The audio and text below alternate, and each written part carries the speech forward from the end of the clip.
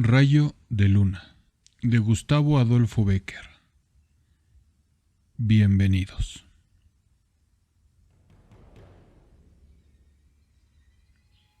Era noble.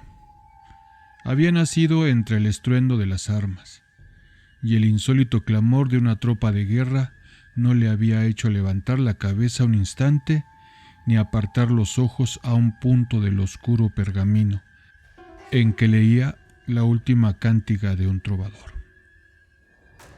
Los que quisieran encontrarle no debían buscarlo en el anchuroso patio de su castillo, donde los palafreneros domaban los potros, los pajes enseñaban a volar a los halcones, y los soldados entretenían los días de reposar en afilar el hierro de su lanza contra una piedra. ¿Dónde está Manrique? ¿Dónde está vuestro señor?, preguntaba algunas veces su madre. No sabemos, respondían sus servidores. ¿Acaso estará en el claustro del monasterio de la Peña, sentado al borde de una tumba, prestando oído a ver si sorprende alguna palabra de la conversación de los muertos? ¿O en el puente, mirando correr unas tras otras las olas del río por debajo de sus arcos? ¿O acurrucado en la quiebra de una roca y entretenido en cortar las estrellas del cielo, en seguir una nube con la vista o contemplar los fuegos fatuos que cruzan como exhalaciones sobre el haz de las lagunas? En cualquier parte estará, menos en donde esté todo el mundo. En efecto, Manrique amaba la soledad, y la amaba de tal modo que algunas veces hubiera deseado no tener sombra, porque su sombra no le siguiese a todas partes. Amaba la soledad, porque en su seno, dando rienda suelta a la imaginación, forjaba un mundo fantástico, habitado por extrañas creaciones, hijas de sus delirios y sus ensueños de poeta, tanto que nunca le habían satisfecho las formas en que pudieran encerrar sus pensamientos, y nunca los había encerrado al escribirlos. Creía que entre las hojas ascuas del hogar habitaban espíritus de fuego de 1000 colores, que corrían como insectos de oro a lo largo de los troncos encendidos, o danzaban en una luminosa ronda de chispas en la cúspide de las llamas. Y se pasaba las horas muertas sentado en un escabel junto a la alta chimenea gótica, inmóvil y con los ojos fijos en la lumbre.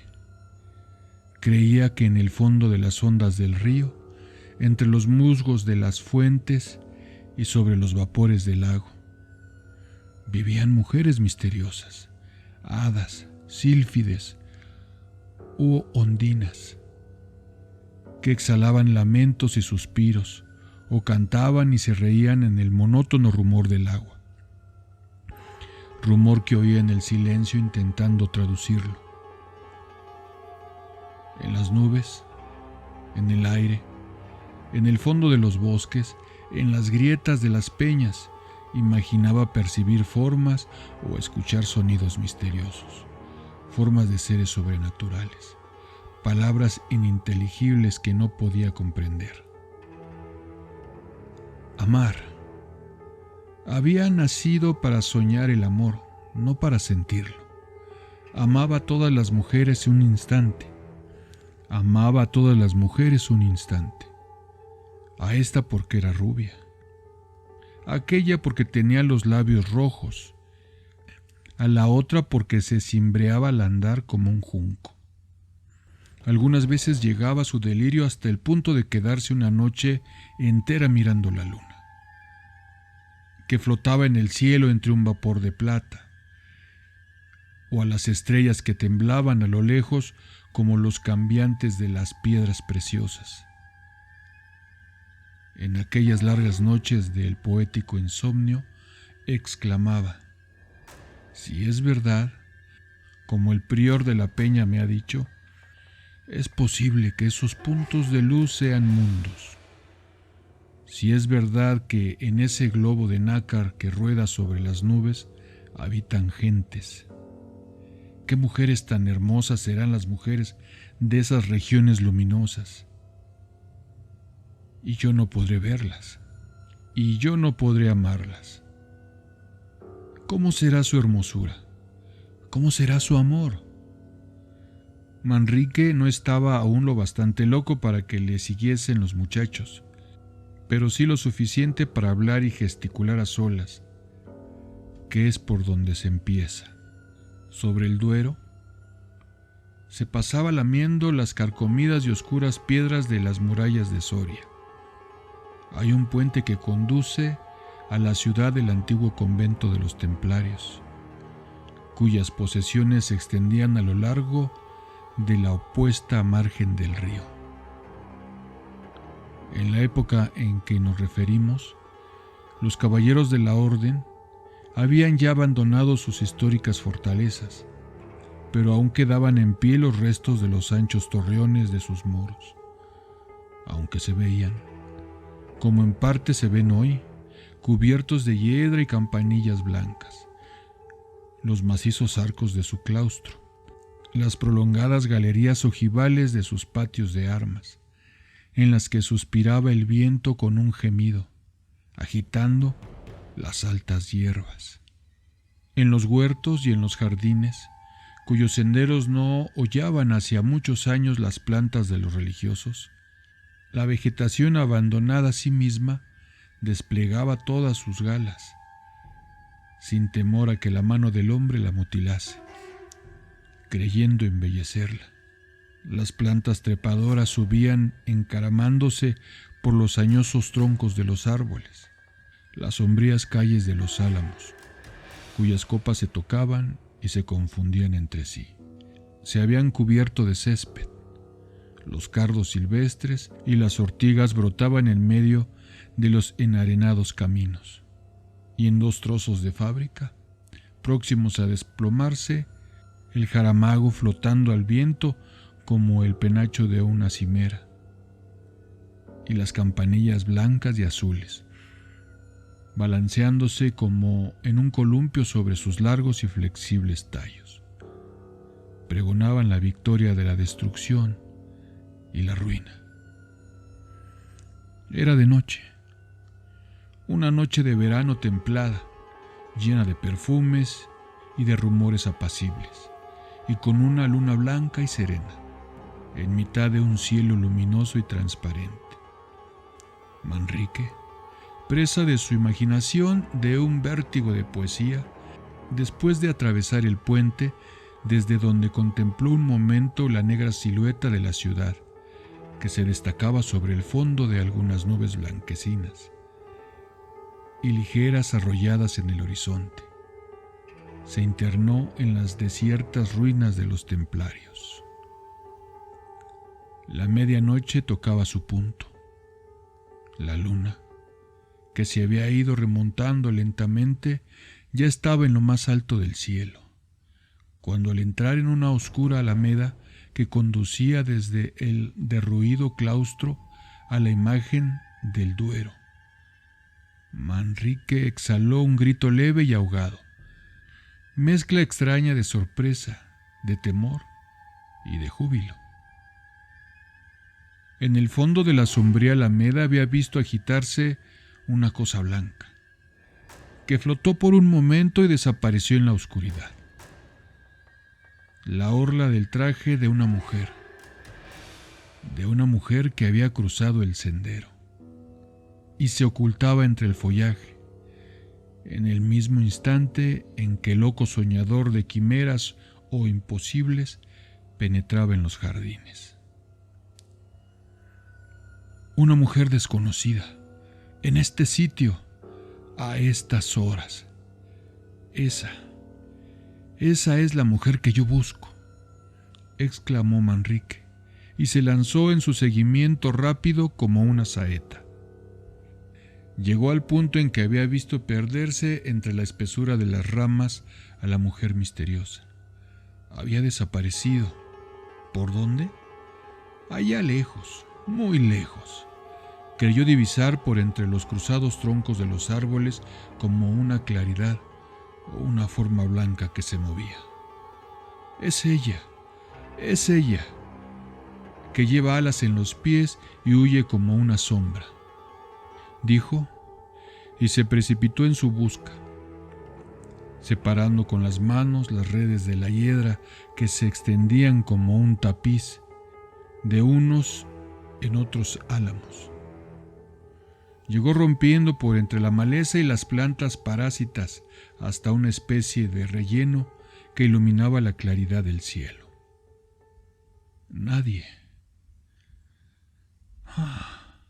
Por aquí va, exclamó entonces. Luego sus pisadas sobre las hojas secas y el crujido de su traje que arrastraba en el suelo y roza en los arbustos, y corría como un loco de aquí para allá. Y no la veía. Pero siguen sonando sus pisadas, murmuró otra vez. Creo que ha hablado. No hay duda, ha hablado. El viento que suspira entre las ramas, las hojas, que parecen que rezan en voz baja, me han impedido oír lo que ha dicho. Pero no hay duda. Va por ahí. Ha hablado. Ha hablado. ¿En qué idioma? No lo sé. Pero es una lengua extranjera. Y tornó a correr en su seguimiento, unas veces creyendo verla, otras pensando oírla, ya notando que las ramas, por entre las cuales había desaparecido, se movían, ya imaginando distinguir en la arena la huella de sus propios pies. Luego, firmemente persuadido de que un perfume especial que aspiraba a intervalos de un aroma perteneciente a aquella mujer que se burlaba de él, complaciéndose en huirle por entre aquellas intrincadas malezas. Afán inútil. Vagó algunas horas de un lado a otro fuera de sí, ya parándose para escuchar, ya deslizándose con las mayores precauciones sobre la hierba, y en una carrera frenética y desesperada, avanzando por entre los inmensos jardines que bordaban la margen del río. Llegó al fin al pie de la roca sobre que se eleva la ermita de San Saturio. Tal vez desde esta altura podré orientarme para seguir mis pesquisas a través de ese confuso laberinto, trepando de peña en peña con la ayuda de su daga. Llegó a la cima, desde la que se descubre la ciudad en lontananza y una gran parte del Duero, que se retuerce a sus pies, arrastrando una corriente impetuosa y oscura por entre las corvas márgenes que lo encarcelan. Manrique, una vez en lo alto de las rocas, tendió la vista a su alrededor, pero al tenderla y fijarla al cabo de un punto, no pudo contener la blasfemia. La luz de la luna rielaba chispeando en la estela que dejaba en pos de sí una barca que se dirigía a todo remo a la orilla opuesta. En aquella barca había creído distinguir una forma blanca y esbelta. Una mujer sin duda, la mujer que había visto en los templarios, la mujer de sus sueños, la realización de sus más locas esperanzas. Se descolgó de las peñas con agilidad de un gamo, arrojó al suelo su gorra, cuya redonda y larga pluma podían embarrársele para correr, y desnudándose del ancho capotillo de terciopelo, partió como una exhalación hacia el puente. Pensaba atravesarlo y llegar a la ciudad antes que la barca tocase en la otra orilla. Locura. Cuando Manrique llegó jadeante y cubierto de sudor a la entrada, ya que los que habían atravesado el Duero por la parte de San Saturio entraban en Soria por una de las puertas del muro. En aquel tiempo llegaba hasta la margen del río, en cuyas aguas se retrataban sus pardas almenas. Aunque desvanecida su esperanza, de alcanzar a los que habían entrado por el póstigo de San Saturio. No por eso nuestro héroe perdió la de saber la casa que en la ciudad podía albergarlos. Fija en su mente esta idea, penetró en la población y dirigióse hacia el barrio de San Juan. Comenzó a vagar por sus calles a la aventura. Las calles de Soria eran entonces, y son todavía, estrechas, oscuras y tortuosas. Un silencio profundo reinaba en ellas, silencio que solo interrumpían, ora el lejano ladrido de un perro, ora el rumor de una puerta al cerrarse, ora el relincho de un corcel que piafando hacía sonar la cadena que le sujetaba al pesebre en las subterráneas caballerizas. Manrique, con el oído atento a estos rumores de la noche, que unas veces le parecían los pasos de algunas personas que se habían doblado ya la última esquina de un callejón desierto, otras, voces confusas de gentes que hablaban a sus espaldas y que cada momento esperaba ver a su lado. Anduvo algunas horas, corriendo al azar de un sitio a otro. Por último, se detuvo al pie de un caserón de piedra, oscuro y antiquísimo. Y al detenerse brillaron sus ojos con una indescriptible expresión de alegría. En una de las altas ventanas ojivales de aquel que pudiéramos llamar palacio, se veía un rayo de luz templada y suave que, pasando a través de unas ligeras colgaduras de seda color rosa, se reflejaba en el negruzco y agrietado pendón de la casa de enfrente. No cabe duda, aquí vive mi desconocida, murmuró el joven en voz baja, sin apartar un punto sus ojos de la ventana gótica. Aquí vive. Ella entró por el póstigo de San Saturio. Por el póstigo de San Saturio se viene a este barrio.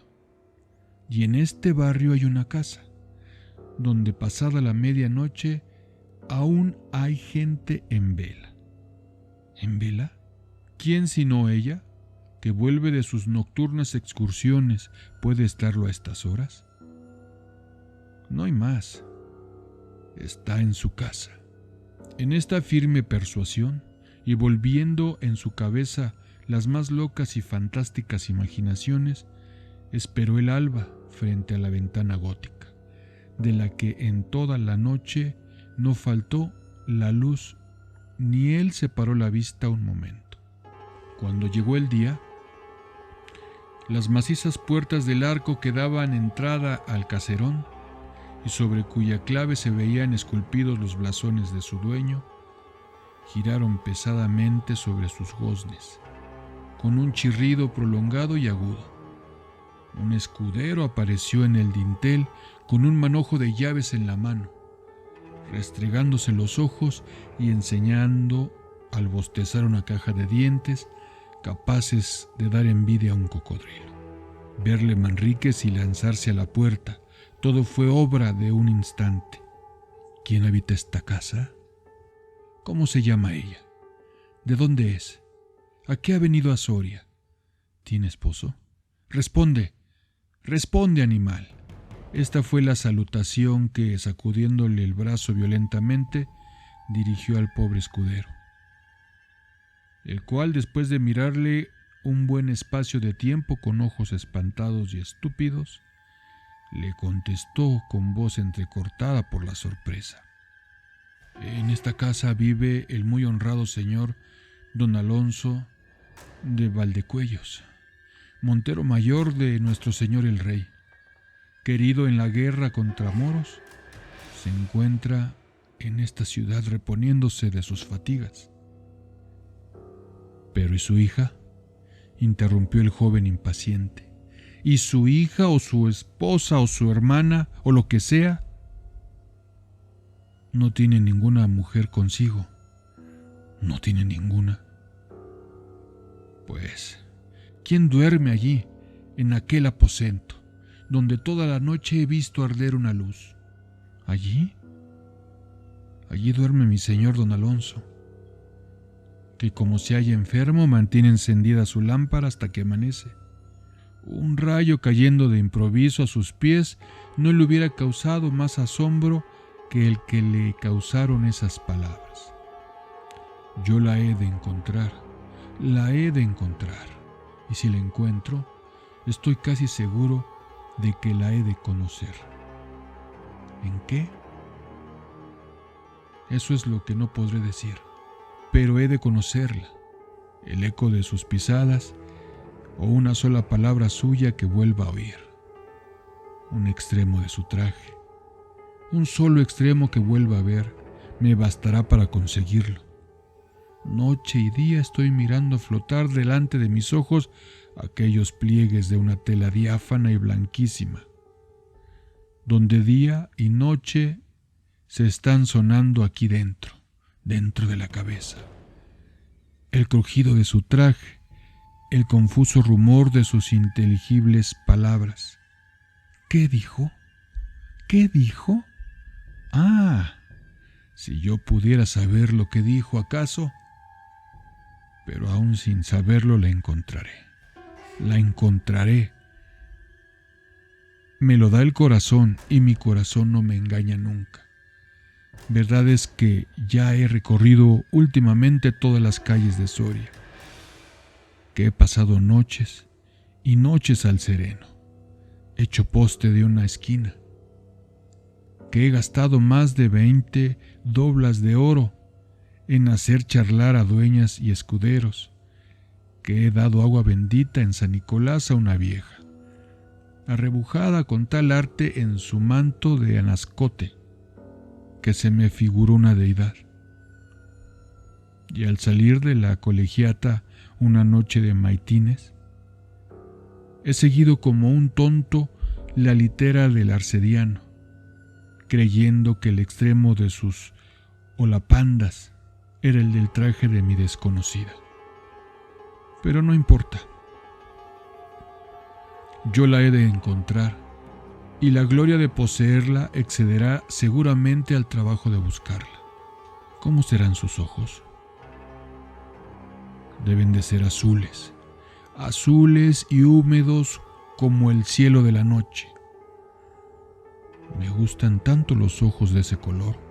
Son tan expresivos, tan melancólicos, tan... Sí... No hay duda. Azules deben de ser. Azules son, seguramente. Y sus cabellos negros, muy negros, y largos para que floten. Me parece que los vi flotar aquella noche al par de su traje. Eran negros, no me engaño. No, eran negros. Y qué bien sientan unos ojos azules, muy rasgados y adormidos, y una cabellera suelta, flotante y oscura, y una mujer alta, porque ella es alta, alta y esbelta como esos ángeles de las portadas de nuestras basílicas, cuyos ovalados rostros envuelven en un misterio crepúsculo las sombras de sus doseles de granito. Su voz la he oído. Su voz es suave como el rumor del viento de las hojas de los álamos, su andar acompasado y majestuoso como la cadencia de una música. Y esa mujer, que es hermosa como el más hermoso de mis sueños de adolescente, que piensa como yo, que gusta como yo gusto, que odia lo que yo odio, que es un espíritu humano de mi espíritu, que es el complemento de mi ser, ¿no se ha de sentir conmovida al encontrarme? ¿No me ha de amar como yo la amaré, como la amo ya? ¿Con todas las fuerzas de mi vida, con todas las facultades de mi alma? Vamos al sitio donde la vi por primera y única vez que la he visto. ¿Quién sabe? Caprichosa como yo, amiga de la soledad y el misterio, como todas las almas soñadoras, se complace en vagar por entre las ruinas, en el silencio de la noche. 2 meses habían transcurrido desde que el escudero de don Alonso de Valdecuellos desengañó al iluso Manrique. 2 meses durante los cuales en cada hora había formado un castillo en el aire, que en la realidad desvanecía con un soplo. 2 meses durante los cuales había buscado en vano a aquella mujer desconocida, cuyo absurdo amor iba creciendo en su alma, merced a sus aún más absurdas imaginaciones. Cuando después de atravesar absorto en estas ideas el puente que conduce a los templarios, el enamorado joven se perdió entre las intrincadas sendas de sus jardines. La noche estaba serena y hermosa. La luna brillaba en toda su plenitud en lo más alto del cielo, y el viento suspiraba con un rumor dulcísimo entre las hojas de los árboles. Manrique llegó al claustro, tendió la vista por su recinto y miró a través de las macizas columnas de sus arcadas. Estaba desierto. Salió de él, encaminó sus pasos hacia la oscura alameda que conduce al Duero, y aún no había penetrado en ella, cuando de sus labios escapó un grito de júbilo. Había visto flotar un instante y desaparecer el extremo del traje blanco de la mujer de sus sueños, de la mujer que ya amaba como un loco. Corre en su busca. Llega al sitio en la que la ha visto desaparecer, pero al llegar se detiene. Fija los espantados ojos en el suelo, permanece un rato inmóvil. Un ligero temblor nervioso agita sus miembros, un temblor que va creciendo y ofrece los síntomas de una verdadera convulsión, y prorrumpe al fin una carcajada sonora, estridente, horrible. Aquella cosa blanca, ligera, flotante, había vuelto a brillar ante sus ojos, pero había brillado a sus pies un instante, no más que un instante. Era un rayo de luna que penetraba a intervalos por entre la verde bóveda de los árboles cuando el viento movía sus ramas. Habían pasado algunos años. Manrique, sentado en un sitial junto a la alta chimenea gótica de su castillo, inmóvil casi, y con una mirada vaga e inquieta como la de un idiota, apenas prestaba atención ni a las caricias de su madre ni a los consuelos de sus servidores.